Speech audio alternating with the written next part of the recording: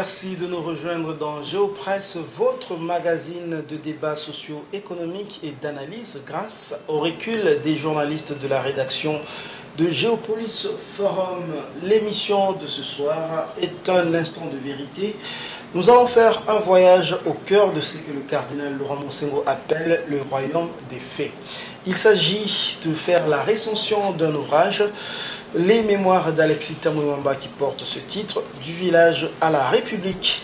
À travers ce livre de 410 pages, Tambwe Mwamba se raconte, en tout cas il raconte l'histoire, son histoire, à travers l'histoire de son pays, la RDC, depuis sa naissance dans son Maniema natal, à l'indépendance, les événements post-indépendance, sa rencontre avec la Belgique, mais aussi son retour au pays où il a officié d'abord dans les secteurs privés, avant de rejoindre le secteur public avec son passage dans les portefeuilles de l'État, d'abord les entreprises de portefeuille, puis les portefeuilles ministériels, donc dans l'exécutif.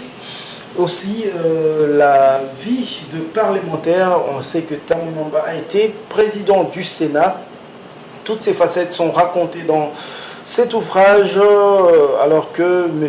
Tambwe Mwamba, l'auteur de ce livre, va totaliser dans quelques semaines 80 ans. Il a fait acte de retransmission, en tout cas de transmission de son expérience et de son vécu aux générations futures. Alors, pour faire la recension de cet ouvrage, nous avons le réel plaisir d'avoir sur ces plateaux 3 journalistes de Géopolis Forum que je vais présenter. D'abord à ma droite, votre gauche, nous avons Fiston Oleko. Bonjour Fiston. Bonjour Patrick Ilunga, bonjour aussi à mes collaborateurs et à tous nos téléspectateurs qui nous suivent en ce moment. Voilà, à gauche, à votre droite, en tout cas à ma gauche, à votre droite, nous avons Jojo Moulama. Bonjour Jojo. Bonjour Patrick Ilunga, bonjour aussi aux différents invités qui sont sur ces plateaux.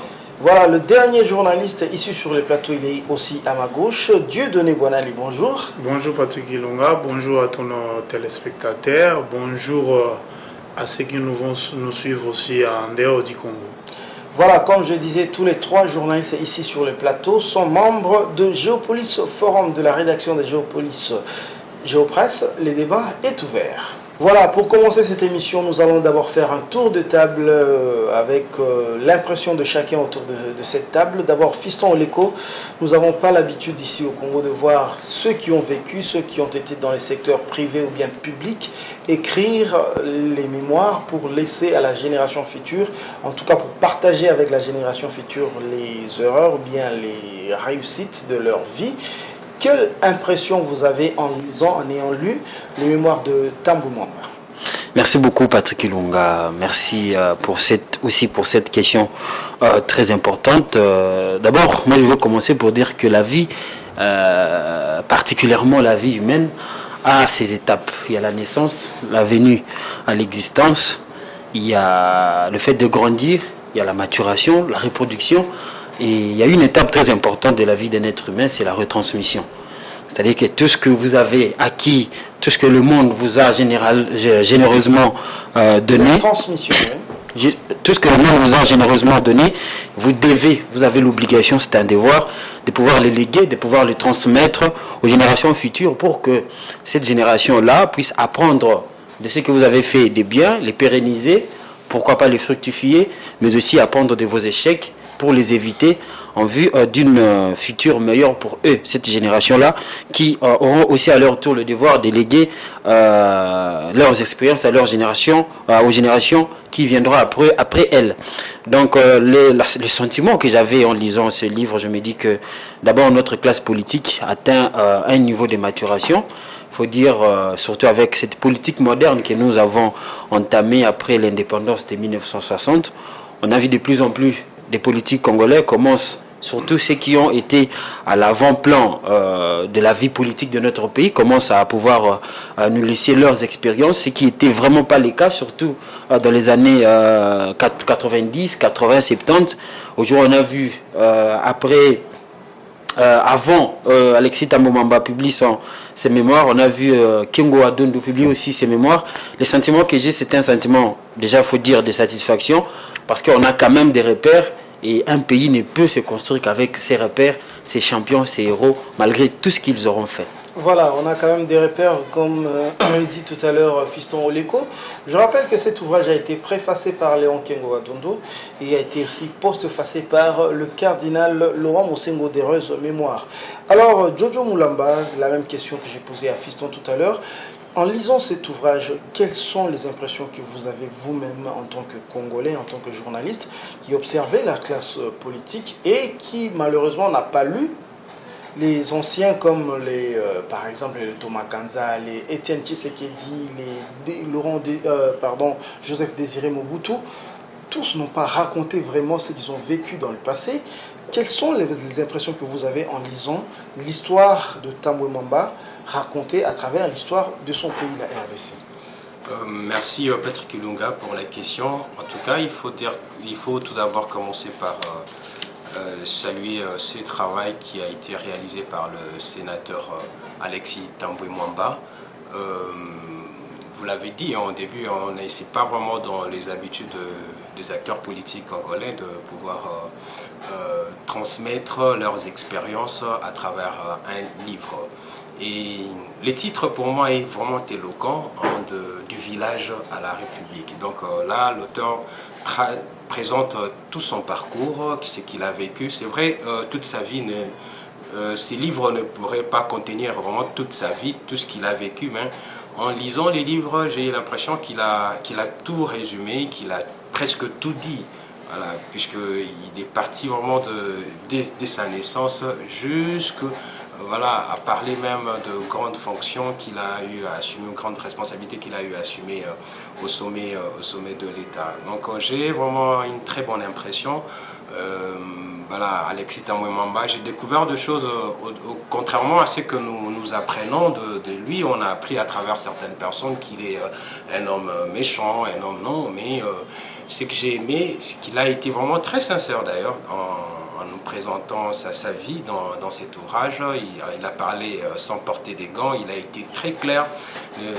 Aussi, vraiment, je trouve ça très captivant et je pense que moi, comme je suis pas de sa génération, mais en lisant ces livres, j'ai eu vraiment à apprendre beaucoup de choses et je pense que ça va servir aussi de modèle, de repère, non seulement pour moi, mais aussi pour les générations futures. Ici, il nous apprend même non seulement sa vie, mais comment notre pays a évolué, puisqu'il a participé dans la vie politique du pays. Il a été avec le maréchal Mobutu, il a été dans la rébellion RCD, et puis il est revenu pour travailler aussi dans le gouvernement. Donc ça, c'est quelque chose de très intéressant. Je pense que ça va vraiment beaucoup aider, non seulement les acteurs politiques, aussi les nouvelles générations. Voilà, dans le postface, en tout cas, la postface de Laurent Mosengo Passigna, le cardinal d'Heureuse Mémoire dit quelque part que cet exercice de mémoire Dieudonné Boinali vient corriger, en tout cas, ont pour rôle de corriger un petit peu, c'est que la rumeur a vicié pendant toute sa vie.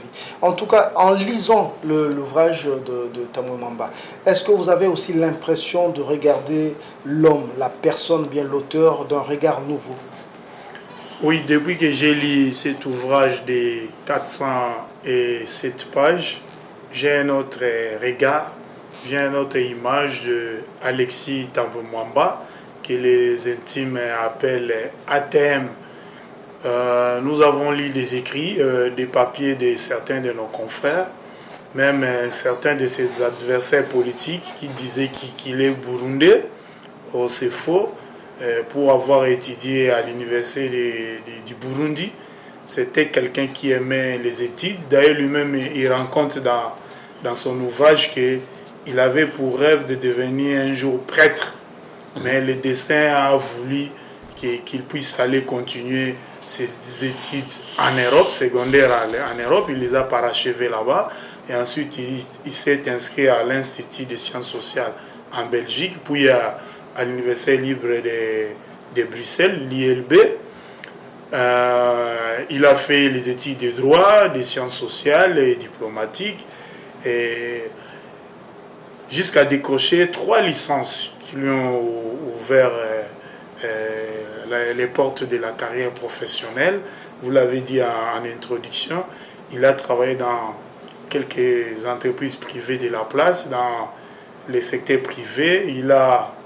Il a été aussi chef d'entreprise. C'est un ancien DG de l'OFIDA, l'actuel DGDA, notre administration douanière, jusqu'à devenir sénateur.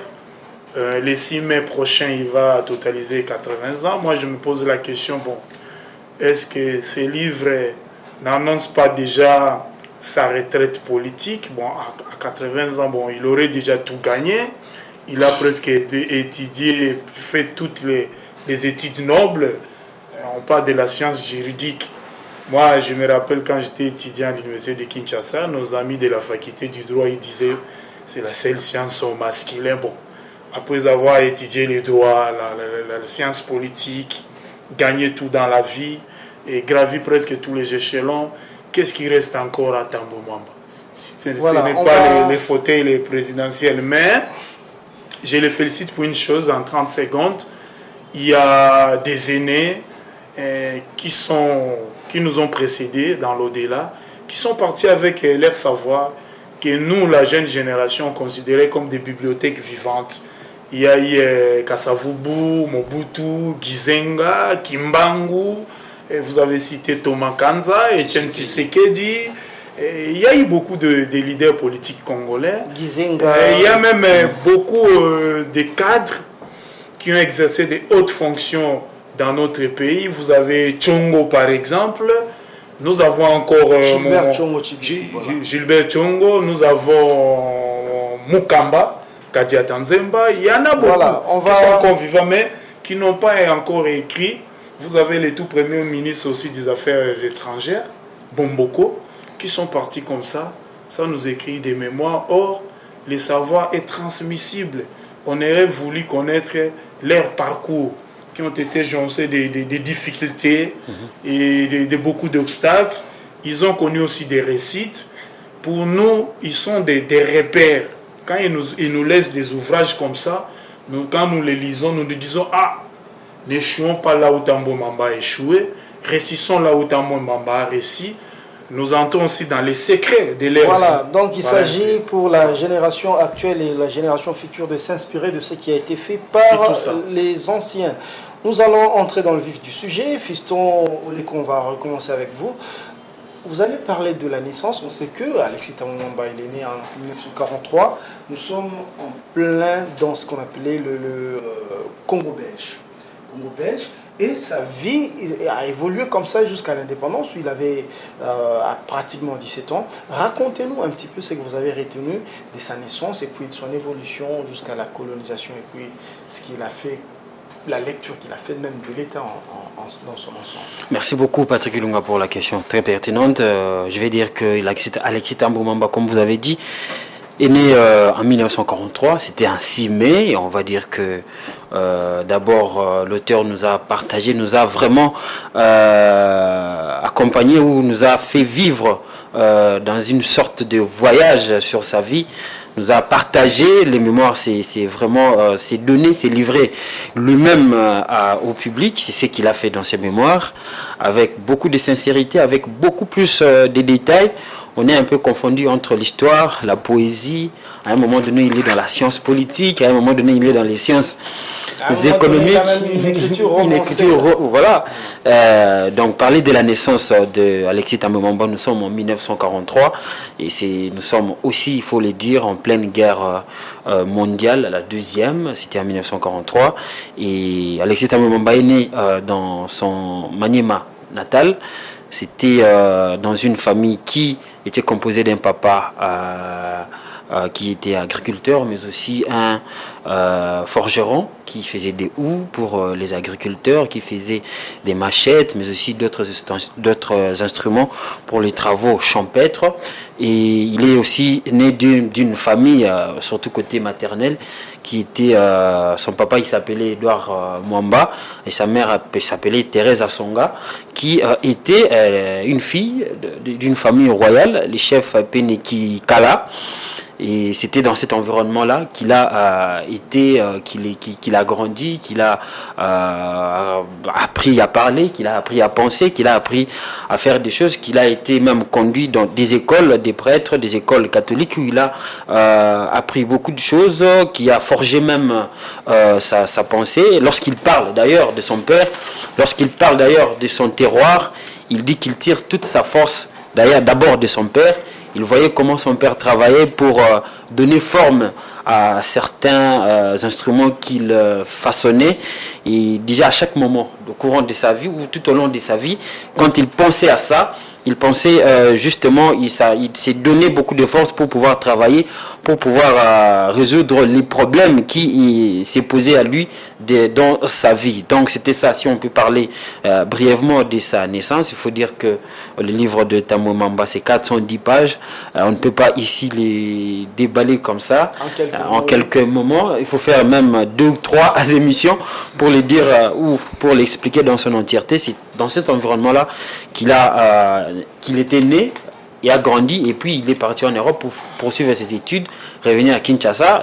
Dieudonné Bonali l'a si bien dit ici dans ses mots introductifs avec ses licences, les 3 licences et tout, et après il est revenu à Kinshasa pour travailler. Oui, avant d'abord d'arriver à l'étape de l'Europe, quelque part dans le livre, il raconte comment il a été imprégné de la question politique avec les événements de l'indépendance. Et même, il a été vraiment marqué, comme les jeunes de sa génération. On rappelle par exemple que Laurent Désiré Kabila est né en 1941. Il a été aussi marqué par la disparition de Lumumba. Donc Tambo Mamba raconte aussi, on va dire, son contact virtuel, bien spirituel avec la politique, avec la disparition de Lumumba, tous les événements qui ont on va dire, entouré... Justement, il y a dans ce livre, il explique aussi, voilà, comme vous avez dit, entrer en contact spirituellement, on va le dire comme ça, avec la politique, parce que quand nous entrions à l'indépendance, il n'avait que 17 ans, il venait d'avoir 17 ans, parce qu'il est né le 6 mai, et 1943, et en 1960, les 30 juin, on est accédé à l'indépendance. Il a dit quelque part, même il a envoyé une lettre à Kasavubu. À sa grande surprise, Kasavubu lui a répondu. Et il était très émerveillé. Là, il dit dans ce livre, il a même rappelé, là, je serais obligé un tout petit peu de lire l'admiration qu'il avait à l'égard de la personne de Lumumba. Il décrit Lumumba comme étant un héros, un champion, qui a su libérer lui, le personnage de Lumumba, les Congos du joug de la colonisation de Belges. Il a aussi évoqué le courage de Lumumba qui a fait tête devant justement les colonisateurs. Il faut dire qu'à cette époque-là, les colonisateurs, c'était les tout-puissants. C'est lui qui régulait tout au niveau de la société. Mais quand même, quelqu'un a su lever la tête et dire non à certaines choses aux colonisateurs. Là, dans la page 123, il cite même un pan du discours de Lumumba. Il dit survient ensuite le discours imprévu de Lumumba que ce dernier nous adresse à nous, les Congolais. Puis il évoque l'humiliant esclavage qui nous était imposé par la force, les ironies des insultes, les coups que nous devions subir matin, midi, soir, parce que nous étions des nègres. Il poursuit, je me souviens parfaitement de cette phrase. Qui oubliera qu'à un noir on disait tu? Non, certes, comme un ami, mais parce que le vous honorable était réservé aux seuls blancs. Donc, nous sommes dans un contexte où il y avait une sorte de ras-le-bol. Une sorte de ras-le-bol par rapport au traitement qui était réservé aux noirs, par rapport au traitement qui était réservé aux autochtones. Et Alexis Tambo Mamba dit qu'il a vécu tout ça aussi, bien qu'il était encore petit. Peut-être que sa lecture pouvait aussi être biaisée par rapport à l'âge, mais à 17 ans, il était déjà un peu intelligent pour comprendre ce qui s'est passé, pour comprendre ce qui se faisait. Il dit d'ailleurs, il a suivi tous les discours de Lumumba à l'aide d'un transistor, c'est-à-dire la radio. Il était à l'internat pour ses études. Ils ont suivi, il a vu comment l'attention de tout le monde était focalisée sur ce qui s'est passé au Palais de la Nation en 1960 ici à Kinshasa. Il a vu comment est-ce que tout le monde était dans la joie de comprendre que notre pays a enfin accédé justement à l'indépendance. Mais il a aussi développé, je peux dire, un raisonnement, parce qu'il faut dire aussi que ces mémoires d'Alexis Thambwe Mwamba sont aussi jonchées de beaucoup d'analyses, de beaucoup de visions qu'il avait du Congo, de chaque étape que nous avons connue dans notre pays. Il dit par exemple, lorsqu'il parle de l'indépendance ou de la colonisation, il dit tout n'était pas noir avec les Belges. Les Belges nous ont laissé des infrastructures. À cette époque-là, il était possible de pouvoir parcourir beaucoup de coins du pays par rapport à aujourd'hui. À cette époque-là, notre niveau économique était de même que la Malaisie, la Corée. Il a cité des pays comme ça. Donc aujourd'hui, il appelle même les Congolais à ne pas se lamenter, parce que les colons nous ont laissé depuis 1960, bien que, il faut aussi le dire, il souligne le fait que les Congolais n'étaient pas trop préparés, et ça c'est vrai, que nous n'étions pas vraiment préparés à accéder à l'indépendance, mais le ras-le-bol des Congolais, la pression de la population avait pris le dessus. Pas quelque part où il parle justement de l'indépendance, où il cite les Congolais qui n'étaient pas préparés. Il dit on avait les universitaires au Congo à compter du bout de la main. Donc on n'avait pas vraiment des gens préparés à pouvoir gérer la nation. Là où encore j'ai aimé, il a dit les Congolais, nous, nos pères de l'indépendance, n'avaient pas vraiment une vision générale, une vision globale de la gestion de la République démocratique du Congo dans ces 2 345 000 km². Donc c'était ça la vision qu'il avait par rapport à l'indépendance, par rapport à la colonisation, mais aussi par rapport à l'homme congolais qui, à cette époque-là, n'était pas vraiment outillé à pouvoir gérer la chose publique. Voilà, c'était le Congo, en tout cas, dans la vision de Thambwe Mwamba racontée dans ses mémoires, les mémoires que nous décortiquons aujourd'hui. Dieudonné Mbouanali, on va vous passer la parole tout à l'heure, mais Alexis Thambwe Mwamba, Fiston l'a dit tout à l'heure, a parlé du legs, en tout cas de la colonisation. De votre point de vue, quand vous le lisez, qu'est-ce que, en tout cas, qu'est-ce qui ressort dans son analyse? Qu'est-ce que vous pouvez dire par rapport au legs de la colonisation? J'ajoute quelque chose par rapport à ce que mon confrère Fiston Leko vient de dire. Thambwe Mwamba, en terminant ses études en Europe, il est venu étudier encore les droits à l'université de Bujumbura. Et dans son ouvrage, si vous lisez entre les pages 127 jusqu'à la dernière page 153, vous allez voir, il rencontre comment il quittait la maison, là où il était logé par l'un des membres de sa famille, à Bukavu, jusqu'à Bujumbura.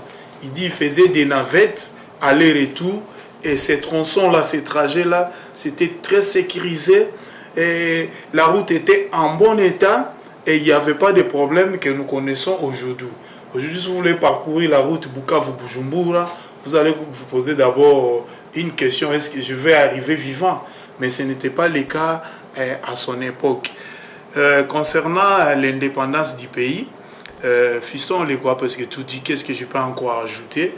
J'ai aimé quand il a donné son opinion sur les débats qui avaient divisé les intellectuels après l'indépendance politique du pays, obtenue le 30 juin 1960. Il y avait d'une part les unitaristes et puis les fédéralistes. Voilà. Il y a un camp qui militait pour un État unitaire fortement décentralisé ou centralisé, et d'autres qui militaient pour le fédéralisme. Et en ce moment-là, les pays étaient menacés par des sécessions. Vous vous rappelez de la sécession katangaise avec Moïse Tshombe qui voulait faire du Grand Katanga un État indépendant. Et lui, il s'est exprimé en disant à la page 129, et je cite, « Notre pays serait trop vaste afin d'être géré dans le cadre d'un système unitaire et donc de ce fait propice aux velléités de sécession. Cette thèse implicitement favorable à l'instauration d'un État fédéral, voire à une confédération, je la réfute de toutes mes forces. » Il continue, « Mon combat politique sera toujours en faveur de l'unité du Congo. » Dans cette phase, Thambwe Mwamba a fait un clin d'œil au président Mobutu, qui lui aussi militer pour l'unité du Congo. Il avait même dit dans une déclaration à la presse que même s'il faut conclure des accords avec les glas et les diables pour refaire l'unité du Congo, il le fera. Donc on voit bien dans cet ouvrage les combats politiques de Tambwe Mwamba. Donc lui, il a dit de son vivant, même au soir de sa vie, il continuera toujours à se battre pour l'unité du Congo. Donc lui, il voit la survie du Congo dans l'unité. Il voit l'avenir du Congo dans l'unité. Il ne voit pas l'avenir du Congo dans le fédéralisme. Donc pour lui, le fédéralisme, c'est un danger. Avec le tribalisme qui s'est accentué aujourd'hui, avec les débats actuels au sein de la classe politique congolaise, et avec les guerres aussi ethniques entre les Ema et Lendu, vous avez les Yaka et les Teke, c'est très dangereux. Voilà pourquoi je soutiens cette thèse. Il termine aussi en disant à la page 133 qu'il est important que ces pays appartiennent à tous les Congolais et c'est indépendamment de leur origine. Les pays 1-1, les peuples 1-1. Donc c'est un appel à l'unité et c'est cet ouvrage. Donc pour nous, si nous voulons l'honorer, honorer sa mémoire de son vivant, même lorsqu'il ne sera pas là, nous devons nous battre, nous de la jeune génération, pour refaire l'unité du Congo. Le Congo est indivisible et il y restera. C'est là où j'ai apprécié sa prise de position par rapport à ces débats entre les deux groupes d'intellectuels congolais. J'ai cité les unitaristes et les fédéralistes. On les retrouve encore aujourd'hui dans l'univers politique congolais. Il y a des partis qui se réclament du camp unitariste et d'autres fédéralistes. Vous avez entre autres l'INAFEC, vous avez le PPRD qui est pour le bloc unitariste. Vous avez les PALU qui est du groupe unitariste. L'IDPS aussi il est du groupe unitariste. Voilà quelque chose que je pouvais dans cette même logique. Ouais. Dans cette même logique, là où il a dit quelque part dans ce livre, dans les 129 à 130, il a dit il est même pour consolider encore cette unité, bien qu'il est aussi de ceux qui pensent qu'il faut vraiment qu'il y ait une décentralisation vraiment poussée, mais il est dit qu'il est bon qu'avec l'état actuel des choses, qu'on revienne à la formule où on avait vu Mobutu nommer les hauts commissaires, nommer les gouverneurs pour gérer les provinces. Non originaires des provinces. Il faut aussi marteler sur les points qu'il faut qu'ils soient des gens qui ne sont pas des coins où ils vont diriger. Moi, je crois que cette problématique évoquée par Tambwe Mwamba rejoint justement les différents problèmes que nous connaissons actuellement avec les provinces où les pouvoirs des gouverneurs émanent justement des assemblées provinciales. Et les assemblées provinciales, vous voyez ce qui se passe cette année, surtout avec cette mandature, la première de Félix Tshisekedi, a souffert vraiment de ce problème de gouverneurs et les assemblées provinciales. Moi, je pense que cette idée-là...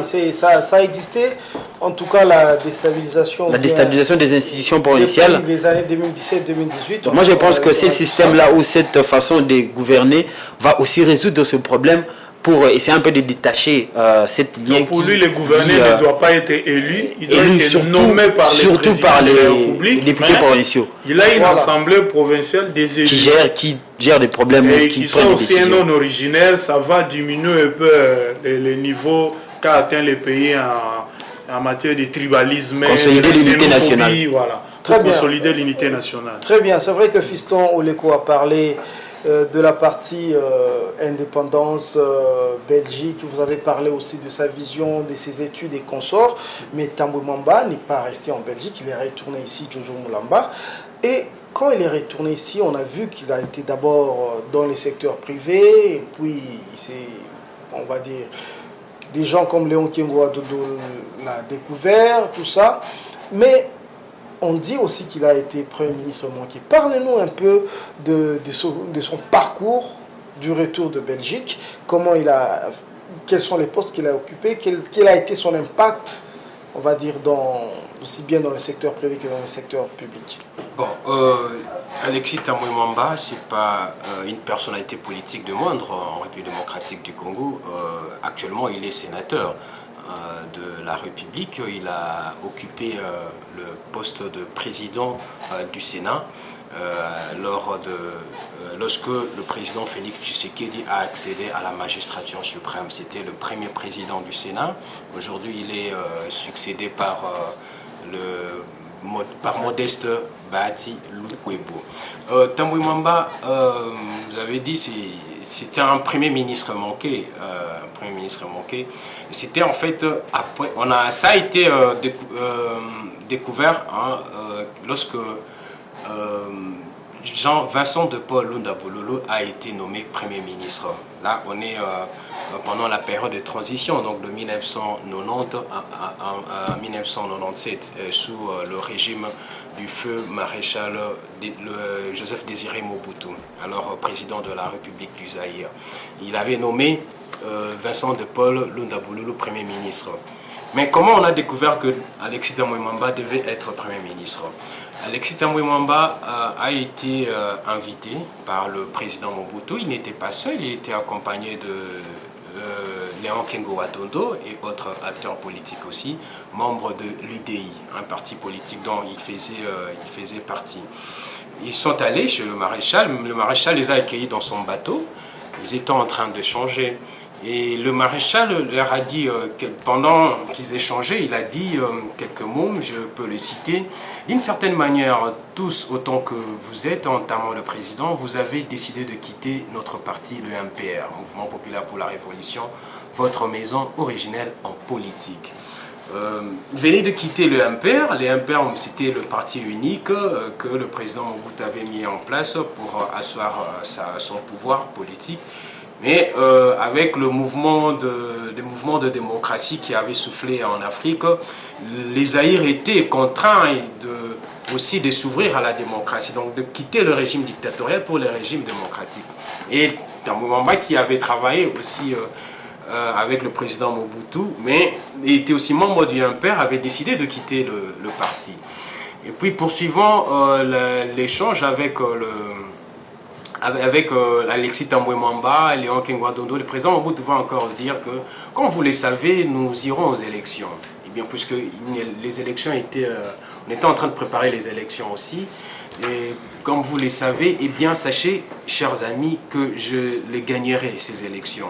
J'en serai les grands vainqueurs, et vous comprendrez alors que vous avez choisi le mauvais camp, celui de perdant. Là, c'est Mobutu. Là, c'est Mobutu qui disait à Alexis Tambwe Mwamba et à Kengo Atondo, puisque Tambwe Mwamba et Mobutu les avaient invités. Mais ils évoluaient dans les échanges. Alors, le président Mobutu va maintenant révéler à Tambwe Mwamba que c'est vous que j'allais nommer Premier ministre. J'étais tout surpris d'apprendre que c'est Tambwe Mwamba qui devait devenir Premier ministre. Mais pourquoi il ne l'a pas nommé Premier ministre?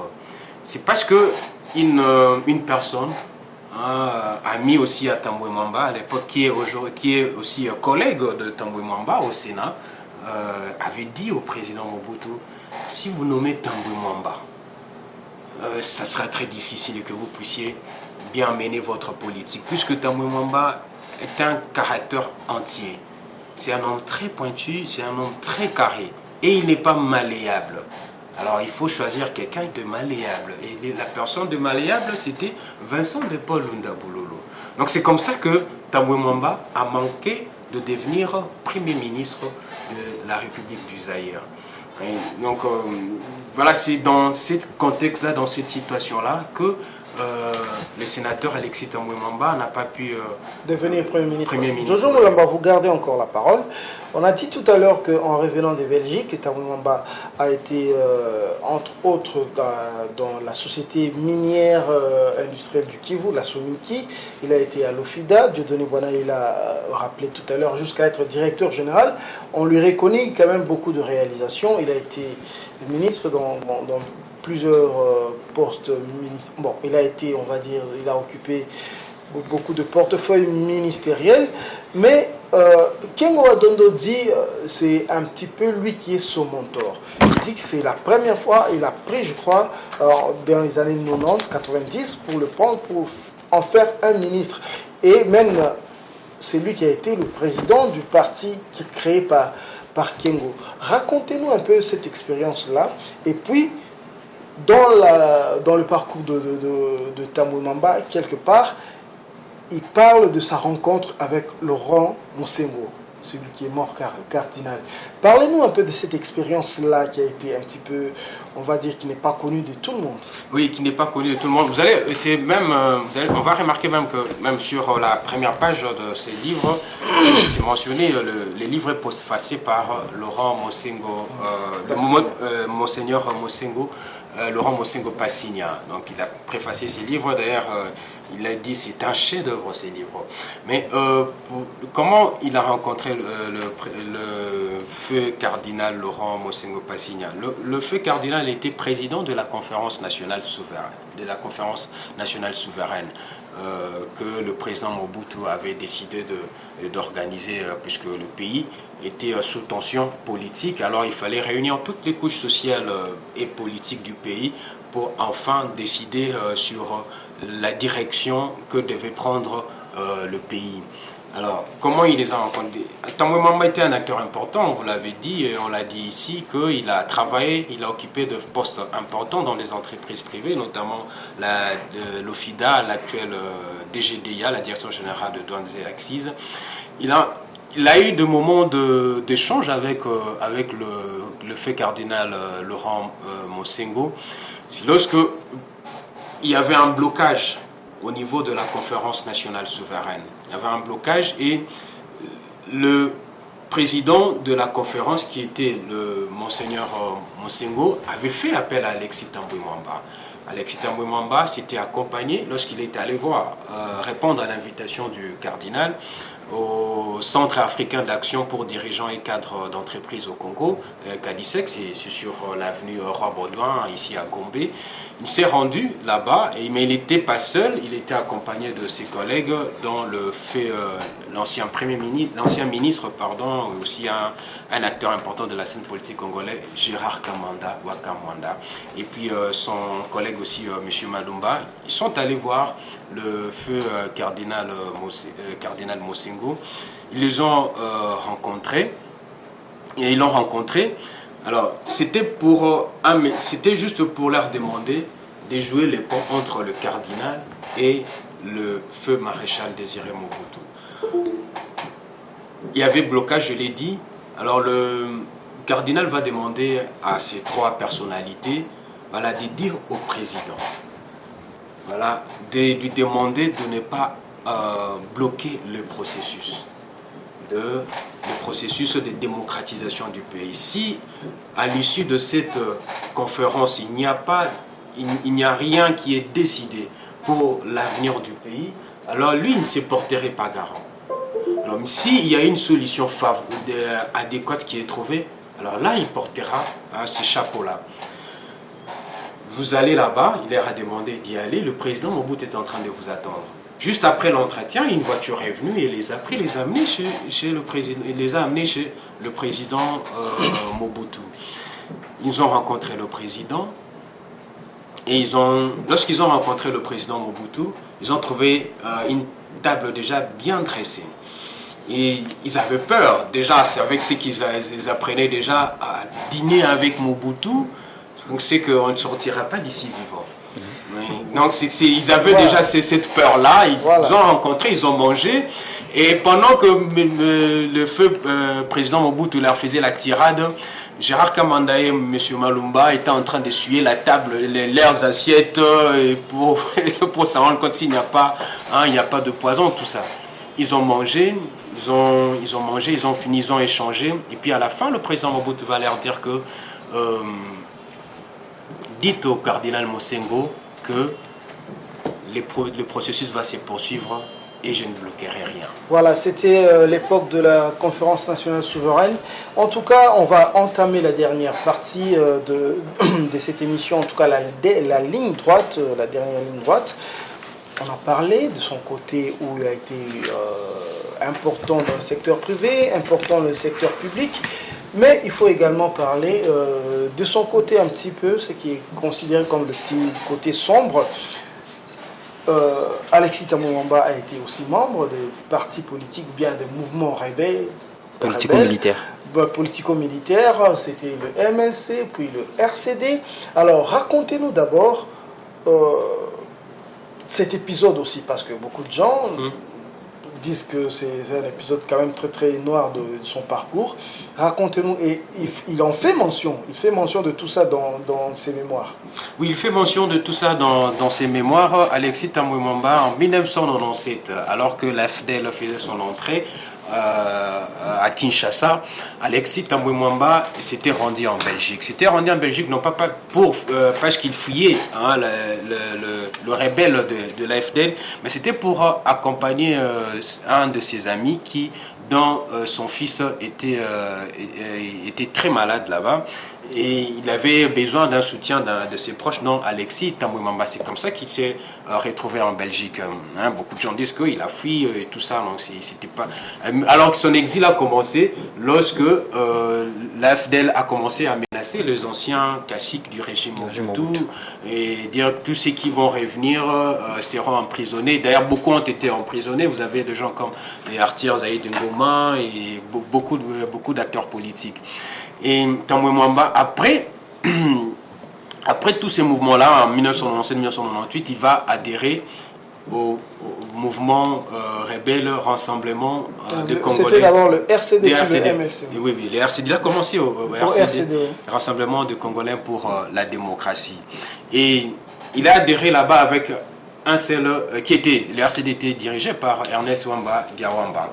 Et il a adhéré là-bas, non pas pour détruire le pays, mais c'était pour contraindre le président Kabila, Laurent Désiré Kabila, à négocier. Qui ne voulait pas de négociation, qui ne voulait pas de Congolais qui ont travaillé avec Mobutu. Mais racontez-nous un peu l'épisode de l'avion. On arrive là. Et lorsqu'il a adhéré là-bas, le RCD était un mouvement bicéphale. Il y avait la première partie était politique et l'autre militaire. Alors, la base, c'était au Maniema.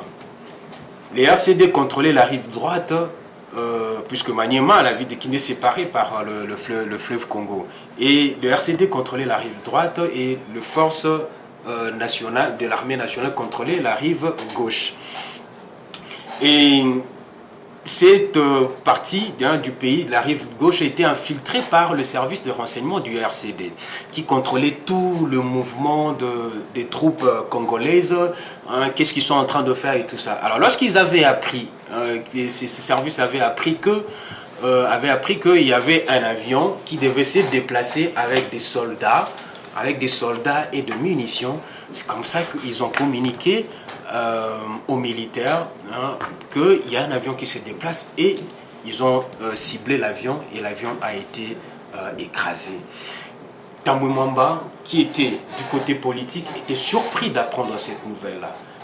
Mais il y avait le côté militaire avait aussi cette indépendance-là. Ils étaient toujours informés, mais c'était très difficile pour eux d'avoir des informations à jour. Donc le politique de tout ça. Mais il était aussi chargé de relations extérieures, comme il avait la charge d'expliquer comment fonctionnait leur parti. Alors, il devait au moins expliquer cela, comment cet avion-là a été abattu, mais ce n'était pas une décision qui émanait de lui ou de politique. Aujourd'hui, beaucoup de personnes mettent encore sur son dos le fait d'avoir abattu cet avion-là. Bon, vous qui avez lu ces mémoires, en tout cas, vous êtes là pour rétablir les faits dans leur contexte.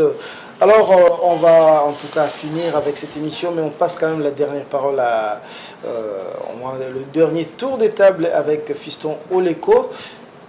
Après le RCD, il intègre le MLC, mais c'est le premier personnage à quitter le navire MLC. On a connu beaucoup de départs après lui, mais c'était le premier qui avait ouvert le bal. Racontez-nous d'abord comment ça s'est passé, le fait d'être au MLC, puis d'avoir rencontré le président Joseph Kabila. Et ce qui a suivi, évidemment, c'était le départ du MLC. Oui, merci beaucoup Patrick Lumumba pour cette question aussi importante. Il faut dire que nous sommes en pleine négociation au dialogue des Sun City en Afrique du Sud. Il faut dire aussi que le président Joseph Kabila a pris le pouvoir après le décès de son père. Le pays était fortement divisé avec MLC, RCD et autres groupes armés. Il fallait négocier. Donc c'est ce qui a conduit aux négociations jusqu'à arriver à Sun City pour des négociations avec les mouvements insurrectionnels qui étaient au niveau nord-est, est même du pays. Alors en pleine négociation à Sun City, en Afrique du Sud, Alexis Tambwe-Mwamba raconte justement comment est-ce qu'il s'est rencontré avec Joseph Kabila. Et Joseph Kabila, c'était aussi un homme qui lisait beaucoup de personnages parce qu'il était à la quête des personnes avec qui il pouvait cheminer pour diriger le Congo. Parce que faut dire qu'avec l'avènement de Jomo Lambaladi, l'avènement de Laurent Désiré Kabila, il y a eu vraiment la fuite des têtes, la fuite des personnes qui pouvaient réfléchir, qui ont déjà travaillé, qui avaient l'expérience de la gestion de la chose publique. Et là, il dit, Tambwe-Mwamba, il était surpris un jour, les services du président Kabila l'ont appelé pour dire que le président de la République veut te voir. Et il est parti voir le chef de l'État. Le chef de l'État, là je vais rapidement, lui a posé la question, mais comment un homme aussi, avec un parcours très élogieux comme ça, tu t'es retrouvé dans un groupe rebelle contre ton État, contre ton pays? Et c'est là que Alexis Tambwe-Mwamba dira au président de la République, et il a toujours eu cette volonté-là de pouvoir aider les pays, de pouvoir travailler pour les pays, mais il a été choqué par les déclarations de son feu père, Laurent Désiré Kabila, après sa prise de pouvoir avec l'AFDEL, dire que ceux qui ont géré avec Mobutu ne reviendront à la gestion de la chose publique que après 30 ans. Ça, c'est lui-même qui l'a dit. C'était en ce moment-là que M. Alexis Tambwe-Mwamba aura décidé, selon ses dires, de pouvoir lutter, de pouvoir être en opposition de Laurent Désiré Kabila. C'est comme ça qu'il s'est retrouvé justement à la rébellion. C'est justement pour s'opposer à cette vision de Laurent Désiré Kabila qui ne voulait pas de ceux qui ont géré le pays avec Laurent, avec Désiré, avec le président Mobutu. C'était à partir de là que le président Kabila l'a rapproché. Il faut dire que moi j'ai dit, quand je lisais ça, le livre, j'ai dit qu'il a un parcours un peu typique avec Joseph Kabila, parce que jusqu'à aujourd'hui on a toujours dit que Kabila est président du PPRD mais n'a aucune fonction au PPRD. Tous les 2 mandats qu'il a brigué, il l'a eu comme indépendant. Et Alexis Tambwe-Mwamba, après avoir quitté le MLC, je ne sais pas si ma mémoire me trahit, il n'a jamais adhéré à un parti politique. Il a géré dans ses différentes fonctions comme indépendant avec Joseph Kabila jusqu'à ce qu'il a été porté justement au Sénat. C'était toujours comme personnalité indépendant. Donc il n'a jamais adhéré à un parti politique. Donc c'était comme ça, si on peut dire de manière un peu liminaire, sa rencontre avec Joseph Kabila et jusqu'à aujourd'hui. Voilà, il donc est sénateur. Il s'oppose d'abord à Laurent Désiré Kabila. Laurent Désiré Kabila, il décède. Il y a eu le dialogue entre Congolais. Il va être approché par Joseph Kabila jusqu'à être fait ministre d'abord des Affaires étrangères, puis ministre de Justice. Oui. Puis vient Dieudonné Boinali, l'épisode où il a été choisi contre toute attente, parce qu'il n'a jamais adhéré au PPRD, mais il a été choisi contre toute attente pour porter le combat, on va dire la majorité au Sénat, pour être même président, candidat du Sénat, avec le combat interne qu'on a connu. Parlez-nous un peu de ce passage aussi. Je vais ajouter aussi qu'il fut aussi ministre du Plan, toujours sous les régimes Kabila, je pense sous le gouvernement Mouzito 1 ou 2.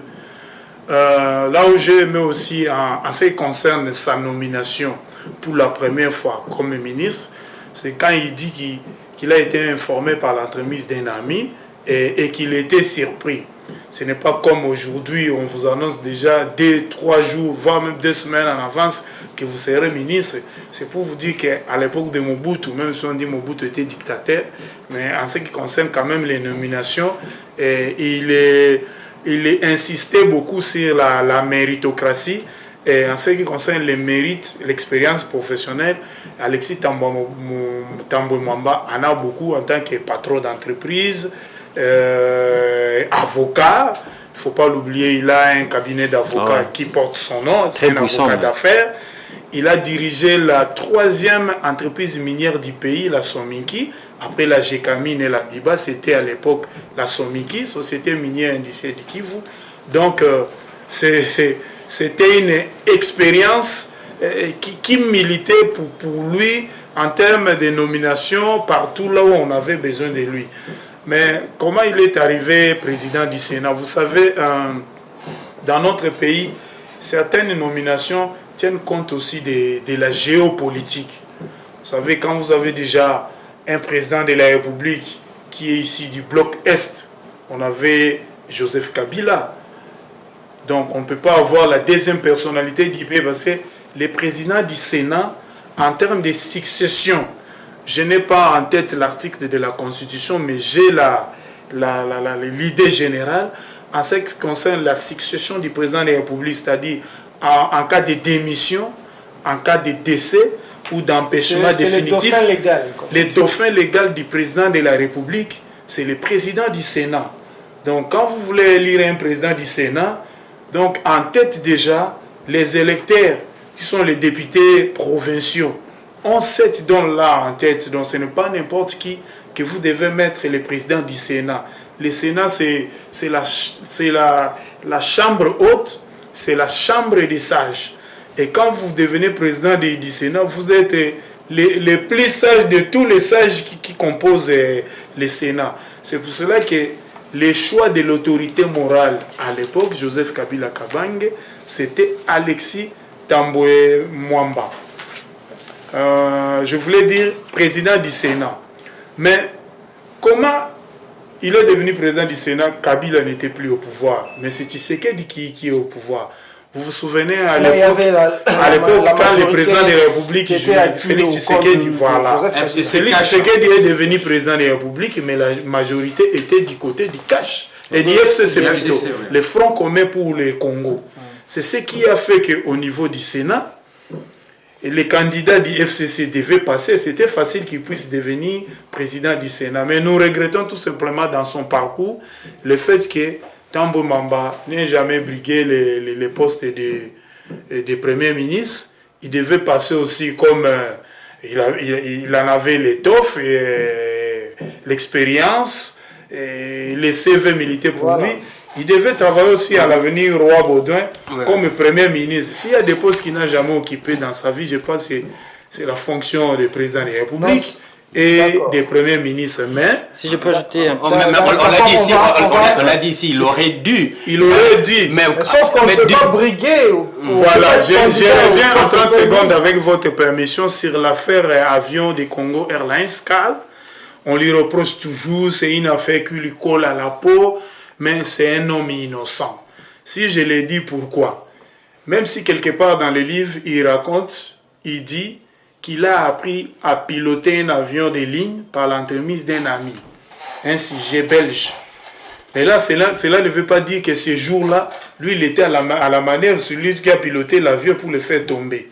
Ce n'est pas aussi un militaire, c'est un civil. Voilà. Il n'a jamais appris le maniement d'armes pour dire que non, c'est lui qui avait tiré sur l'arme. Si vous suivez aussi l'organisation du RCD, vous interrogez l'histoire, vous allez voir que le RCD avait une branche militaire et une branche politique. Alexis Tambo Mamba faisait partie de la branche politique. Voilà. Ce n'était pas à lui la décision, ce n'était pas à lui de prendre la décision au front de dire que non, tirer sur cet avion, ce n'est pas à lui. Jusqu'à ce jour, on ne parvient pas encore à prouver sa culpabilité. On soupçonne parce qu'il occupait une fonction importante dans ces mouvements. Mais dire que c'est lui le responsable, non, c'est faux. Très bien. La responsabilité peut-être collégiale, parce qu'il faisait partie de... Il devait, puisqu'il y avait un problème, puisque l'armée reconnaissait d'avoir ciblé cet avion, donc le politique aussi devait expliquer les raisons pour lesquelles l'armée a ciblé l'avion. Mais ils n'étaient pas lors de la prise des décisions. Alors, mais il ne pouvait pas. Il n'a jamais été donneur d'ordre, il n'a jamais été militaire, il n'a jamais. Il ne faisait que sa fonction de porte-parole. Il nous reste une petite minute. On avait déjà dépassé cet épisode de de l'avion, on en était à son combat pour accéder au perchoir du Sénat. Justement là, je voudrais placer un mot. Oui, je vous donne 30 secondes pour terminer. Oui, je voudrais placer un mot. Lorsqu'il dit, par exemple... Oui, vous aurez vos 30 secondes. Là où, par exemple, il a eu le combat interne avec Bahati, c'est là qu'on va chuter un petit peu avec le combat pour accéder au perchoir. Et Jojo Moulamba, vous aurez la parole tout à l'heure pour commencer, pour prendre vos 30 dernières secondes. Et même de sa démission avec le chamboulement qu'il y a eu avec FCC Cash. En 30 secondes, parlez-nous un peu de ça. Et vous allez parler aussi des leçons, quelles raisons on peut tirer des mémoires d'Alexis Tambo-Mwamba, de sa vie qu'il raconte dans ses mémoires. Oui, 30 secondes. Oui, en 30 secondes, on dirait que il était dans un combat politique. Et moi, je pense que la décision, nous connaissons tous les conditions dans lesquelles il est parti. Hein, ça brouillait vraiment entre les deux plateformes politiques, le Front commun pour le Congo et le CAP pour le changement, constitué de l'UNC et l'UDPS, puisque c'était très difficile pour les deux plateformes de s'entendre, compte tenu de leur vision, de leurs idéaux politiques très divergents. Alors, Alexis Tambo-Mwamba et les autres sénateurs ont estimé qu'il fallait passer par un vote pour élire un autre président du Sénat. Donc, bon, il est parti, il a laissé ces postes-là. Mais il reste sénateur, un sénateur de la République. Bon, le leçon qu'on peut tirer de cet ouvrage, 10 secondes, oui, on peut dire que c'est un chef-d'œuvre. C'est un chef-d'œuvre. Je pense que pour nous, les nouvelles générations et pour ceux qui viendront même après nous, je pense qu'ils pourront vraiment être abreuvés de cette expérience. Ils pourront être vraiment enrichis par toutes ces connaissances, puisque vous savez. C'est pas vraiment dans nos habitudes, dans notre culture d'apprendre des histoires il y a 60 ans, 70 ans, écrites par nous, le Congolais. Merci Jojo Moulamba. Fiston Leko, l'exercice est délicat, mais vous allez le faire très délicat. En 30 secondes. Vous allez un petit peu, en 10 secondes, je ne sais pas si vous allez arriver à le faire, raconter un petit peu la guéguerre qu'il y a eu avec Bahati pour le poste. Et aussi, quelles leçons on peut tirer des mémoires de Tambo-Mwamba. Oui, merci beaucoup. J'allais même ajouter quelque chose sur ce que disait M. Dieudonné par rapport à son combat interne pour accéder au poste de président du Sénat. Il disait d'ailleurs dans quelques lignes ici, dans son prologue, dans son introduction, il dit il était justement face à Joseph Kabila, c'était en 2019, pour lui faire part de son souhait d'intégrer les bureaux. Et Kabila aussi lui a rétorqué, lui dire que j'ai imaginé déjà intégrer le bureau du Sénat. Et c'est parti comme ça. Mais à la fin, Kabila lui a dit, ne dites à personne tes intentions de pouvoir briguer un mandat au sein du bureau du Sénat. Et c'est là qu'il a compris qu'il ne comprenait pas avant, mais il a compris que c'était une guerre interne. Et après, il a compris que c'était vraiment il y avait un engouement très sévère à ce niveau-là pour briguer les mandats. Les mandats au sein du Sénat. Moi, la leçon que moi je tire justement des mémoires de Alexis Tambo-Mwamba, parce que ce n'est pas seulement une histoire qu'il raconte, mais il met à disposition des faits qui peuvent permettre à tous les Congolais, surtout nous jeunes, cette génération, de pouvoir tirer part du gâteau, de pouvoir faire notre religion de ce pays et pouvoir faire des bons choix. Là, il nous appelle surtout à la responsabilité, quelque part où il a dit arrêtons de nous lamenter, d'invoquer le passé à tout bout de champ. Ce qui compte, c'est l'avenir. Merci. Voilà. Je m'arrête là. Le temps fait défaut. Je suis désolé d'avoir été un peu brusque avec vous. Dieu donnez-moi 30 secondes, pas plus. Je dirais comme le fait cardinal Laurent Mosengo Passigna, qu'on le veuille ou non, les personnes qui occupent des fonctions de premier plan dans une société sont comme des étoiles qui indiquent les chemins aux autres. À travers cet ouvrage, Alexis Tambo-Mwamba dit atteint, nous a non seulement enseigné, mais renseigné sur sa gestion de la Res Publica. J'ai aussi appris que si vous voulez bien servir les pays, il faut commencer par les bas. C'est-à-dire les rez-de-chaussée. Lui, il a commencé dans son parcours en occupant des petites fonctions jusqu'à arriver au Sénat. Merci. Depuis son village jusqu'à la plus grande chambre du Parlement congolais. C'est un ouvrage que nous garderons jalousement, non seulement pour nous-mêmes, mais aussi pour la postérité. Merci beaucoup, Dieudonné Boanali. On vous remercie d'avoir contribué à cette émission. On remercie également Jojo Moulamba. Nous remercions également Fiston Oleko. C'est la fin de cette émission, en tout cas, la fin de cette recension. On espère l'avoir vraiment fait à la hauteur de vos attentes. On a été s'abreuver aux origines, comme le dit le cardinal Laurent Monsengo. Géopresse, c'est ici la fin du parcours. On se retrouve la semaine prochaine et ce sera avec le même plaisir. Merci.